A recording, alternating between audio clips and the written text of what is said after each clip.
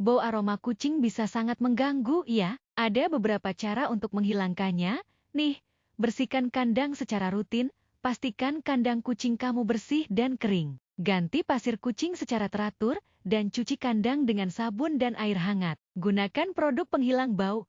Ada banyak produk penghilang bau kucing di pasaran. Pilih produk yang aman untuk kucing dan ikuti instruksi penggunaan. Vinegar, campurkan cuka dengan air dan sempratkan pada area yang bau. Cuka memiliki sifat asam yang dapat membantu menghilangkan bau. Baking soda, taburkan baking soda pada area yang bau, biarkan selama beberapa jam, lalu sedot atau bersihkan.